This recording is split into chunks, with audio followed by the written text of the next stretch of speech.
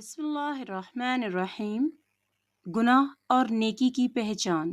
صحیح مسلم کی حدیث ہے 5616۔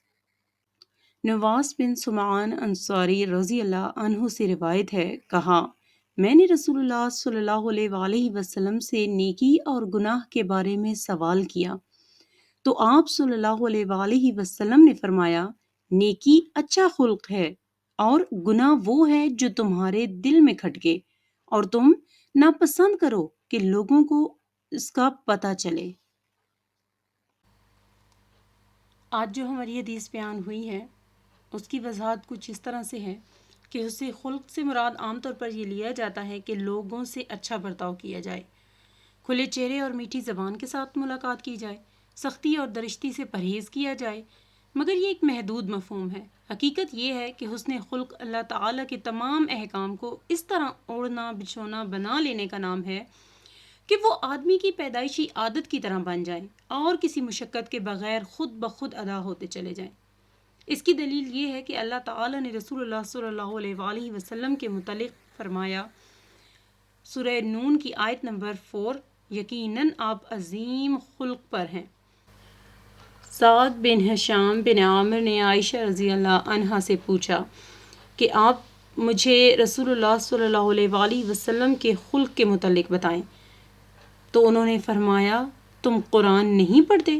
عرض کیا، کیوں نہیں؟ فرمایا، نبی صلی اللہ علیہ وآلہ وسلم کا خلق قرآن ہی تھا، یعنی آپ نے قرآن کے آداب اس طرح اختیار کر لیے تھے، اس کے احکام پر عمل اور اس کے نواہی سے اجتناب اس طرح تھا کہ قرآن کی ہر بات آپ کی طبعی عادت بن گئی تھی۔ حسن خلق کے اس مفہوم میں ارکان اسلام، حقوق اللہ، حقوق العباد، صبر، شکر، وفائے عہد، صدق، امانت، عدل، صدقہ، جہاد، احسان، غرض سبھی کچھ شامل ہے۔ اور اس کی جامع جو آیات ہیں وہ یہ ہیں، جیسے کہ سورہ بقرہ میں آیت نمبر 177 میں یہ ہے کہ نیکی یہی نہیں کہ تم اپنے چہرے مشرق اور مغرب کی طرف پھیر دو، بلکہ نیکی تو اس کی ہے کہ جو ایمان لائے اللہ پر، یوم آخرت پر، فرشتوں پر، کتاب پر اور نبیوں پر، اور وہ خرچ کرے مال اس کی محبت کے باوجود قرابت داروں، یتیموں، محتاجوں، مسافروں اور مانگنے والوں پر، اور گردنوں کے چھڑانے میں، اور جو پورا کرنے والے ہیں اپنے عہد کو جب کوئی عہد کر لیں، اور خاص طور پر صبر کرنے والے فقر و فاقہ میں، تکالیف میں اور جنگ کی حالت میں، یہ ہیں وہ لوگ جو سچے ہیں اور یہی حقیقت میں متقی ہیں۔ دیکھیں متقی کیا ہے، اس کی بھی ہمیں ڈیفینیشن مل گئی ہے کہ کون سے لوگ متقی ہوتے ہیں۔ دیکھیں فرسٹ اللہ پر ایمان لانے سے لے کر اللہ تعالیٰ نے جتنی بھی یہ خصوصیات بیان کی ہیں، وہ جو کوئی اختیار کرے گا وہ شخص متقی بن جائے گا۔ ٹھیک ہے، اب دیکھیں اس میں کتنی خوبصورتی سے بیان کیا گیا ہے کہ پہلے یوم آخرت پر ایمان، مطلب اللہ کے بعد پھر فرشتوں پر، کتاب پر، پھر کتابوں پر جو تمام چاروں نازل ہوئی ہیں، پھر انبیاء پر، پھر جو اپنی محبت جو ان کی ہے مال سے، اس محبت کے باوجود وہ اس مال کو خرچ کریں۔ دیکھیں زکوٰۃ وغیرہ دیتے ہیں، پھر اس کے بعد فطرانے دیتے ہیں، پھر اس کے بعد اپنے جو رشتہ دار ہیں یا باقی جو یتیم غریب کوئی مسافر، اب دیکھیں مسافر کی کتنی مصیبتیں ہوتی ہیں، اگر اس کے پاس کچھ نہیں ہے، ہو سکتا ہے وہ بڑا امیر شخص ہو مسافر جو ہے، ٹھیک ہے، لیکن یہ نہیں کہا کہ یا امیر مسافر کو دو یا غریب مسافر کو دو۔ جو مسافر ہے ہو سکتا ہے اس کے پاس ہو وہ امیر، لیکن اس وقت اس کے پاس ضرورت کے لیے بھی چیز نہ ہو، ٹھیک ہے، تو اس لیے مسافروں پہ بھی خرچ کرنا ہے۔ اس کے بعد کیا بات کی ہے، گردنوں کے چھڑانے میں، اب ہو سکتا ہے کوئی بے گناہ جو ہے وہ پکڑا جائے تو آپ کی ادھر دے سکتے ہیں۔ دوسرا جو مین چیز یہاں پہ آتی ہے کہ کوئی غریب جو ہے یا کوئی وہ جو کیا اس کو کہتے ہیں غلام جو ہے وہ کسی ایک ایسے مالک کے پاس ہے جو اس پہ بہت ظلم بھی کرتا ہے اور وہ سارا کچھ ہے، مطلب اس کی برداشت نہیں ہے، تو وہ ہاں سے آپ کیا کرتے ہو، اپنا مال و دولت اس کو خریدنے پہ بھی لگا سکتے ہو، یعنی کہ اس کو آزاد کرانے پہ بھی لگا سکتے ہو۔ آپ اس کو خرید کے اس کی نسبت وہ جتنے اس نے پیمنٹ کی ہی ہے وہ پیمنٹ ادا کرو، غلام ہے اس کو رہا کروا دو۔ پھر اس کے بعد کیا ہے، عہد کرنے والوں پہ عہد کرتے ہیں اس کو پورا کرنا ہے۔ اور پھر خاص خاص طور پہ کن کی بات کی ہے؟ صبر کرنے والوں پہ. اب صبر کرنے والوں میں بھی انہوں نے بتا دیا آگے اللہ تعالیٰ نے کہ فقر و فاقہ میں صبر کرتے ہیں. ٹھیک ہے، اس میں اگر آپ کے پاس جیسے آپ ہیں، آپ غریب ہیں، اب جیسے پاکستان کے آج کل حالات چل رہے ہیں، اتنا زیادہ نہیں ہے لوگوں کے پاس، لیکن اس میں کیا کرتے ہیں؟ حرام چیزوں میں نہ جائیں. ان کے پاس اتنے ضروریاتی زندگی کے وسائل نہیں ہوتے، اور پھر اس کے بعد وہ حرام کھانے کی بجائے آپ کیا کرو، یا رشوت وغیرہ کھانے کی بجائے اگر وہ اس پہ صبر کرتے ہیں. ٹھیک ہے، اور پھر خاص طور پہ جو جنگ کی حالت ہے، اب جنگ کی میں تو آپ کو پتہ ہے کس طرح کے انسان کا مائنڈ سیٹ ہوا ہوا ہوتا ہے، ایگریسو ہوا ہوا ہوتا ہے، تو اس میں بھی اللہ تعالیٰ نے صبر کی جو ہے وہ تلقین کی ہے. سورہ الفرقان آیت نمبر 63 میں ہے، اور رحمان کے بندے وہ ہیں جو زمین پر آہستگی اور نرمی سے چلتے ہیں، اور جب ان سے مخاطب ہوتے ہیں جاہل لوگ تو وہ ان کو سلام کہہ دیتے ہیں. دیکھیں، آہستگی اور زمین پہ نرمی سے چلنے کا کیا مطلب ہے؟ مطلب غرور و تکبر میں مبتلا نہیں ہوتے، انسانیت کا خیال رکھتے ہیں، انسانوں کو انسان سمجھتے ہیں، کیڑے مکوڑے نہیں. ٹھیک ہے، تو یہ چیز ہے. اس کے بعد جو ہے جب ان سے کوئی بحث مباحثہ، آپ کو پتہ ہے بحث و مباحثہ میں پھر پہلے مطلب انسان گالی گلوچ بھی کرتا ہے، لڑائی بھی ہوتی ہے، ہاتھ پائی بھی ہوتی ہے. تو مطلب اس سے بچنے کے لیے وہ کیا کرتے ہیں؟ بحث مباحثہ میں جاتے ہی نہیں ہیں، سلام کہہ کے آگے نکل جاتے ہیں. الفرقان کی آیت نمبر 64 میں ہے، اور وہ لوگ راتیں بسر کرتے ہیں اپنے رب کے حضور سجدے اور قیام کرتے ہوئے. ٹھیک ہے، اللہ کی عبادت میں وہ دن رات مشغول رہتے ہیں.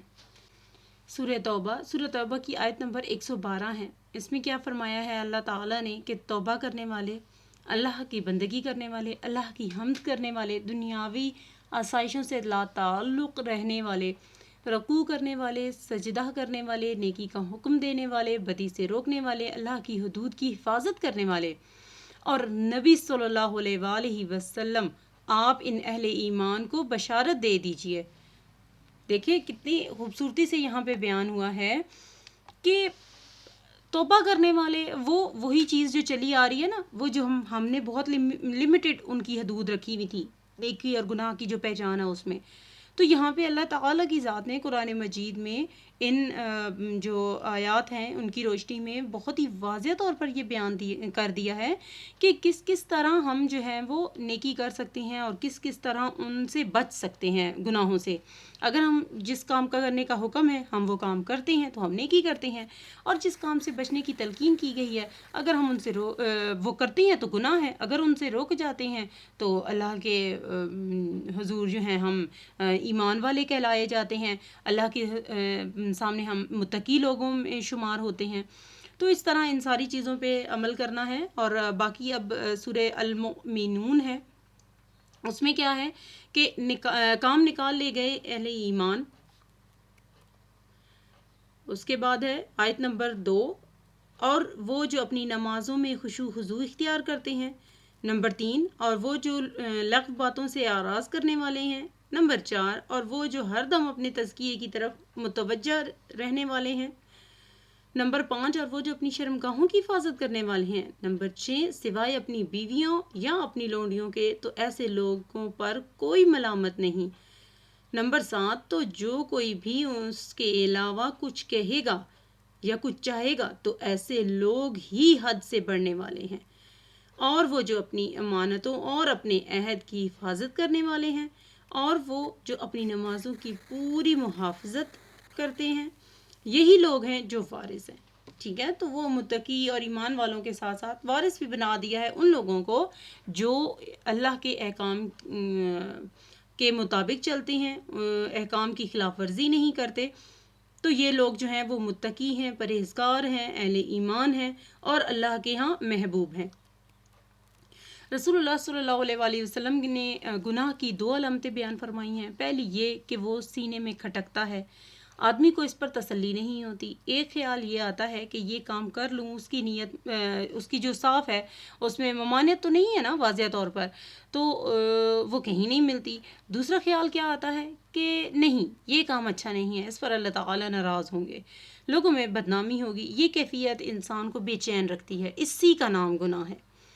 حسن بن علی رضی اللہ عنہ فرماتے ہیں، میں نے رسول اللہ صلی اللہ علیہ وآلہ وسلم سے یہ حدیث حفظ کی یہ جامعہ ترمذی میں ہے کہ جو چیز تمہیں شک میں ڈالے اسے چھوڑ کر وہ چیز اختیار کرو جو تمہیں شک میں نہ ڈالے، کیونکہ سچ اطمینان کا باعث ہے اور جھوٹ بے چینی کا۔ گناہ کی 2 علامتیں بیان فرمائی ہیں کہ تمہیں یہ بات ناپسند ہو کہ لوگوں کو اس کام کا علم ہو۔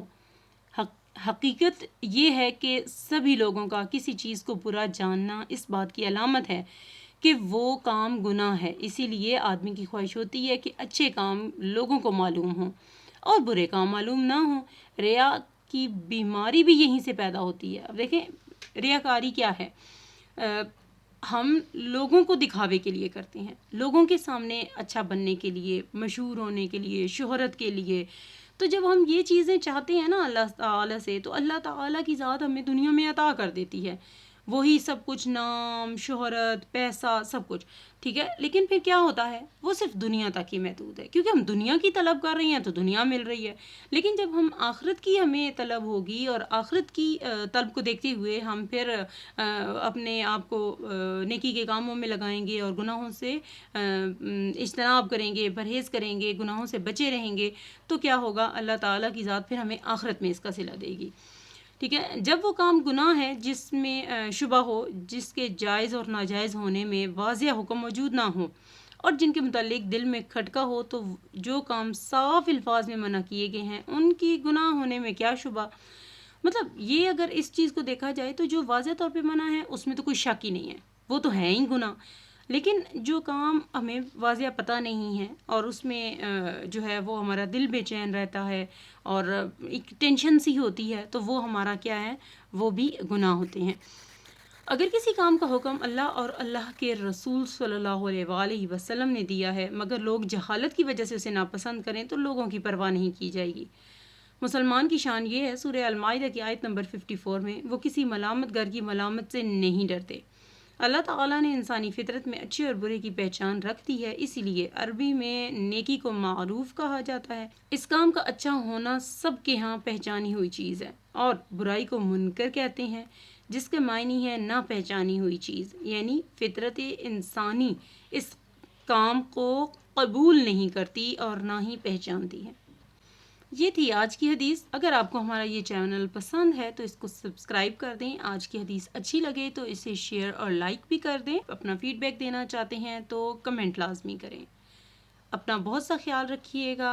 السلام علیکم ورحمۃ اللہ وبرکاتہ۔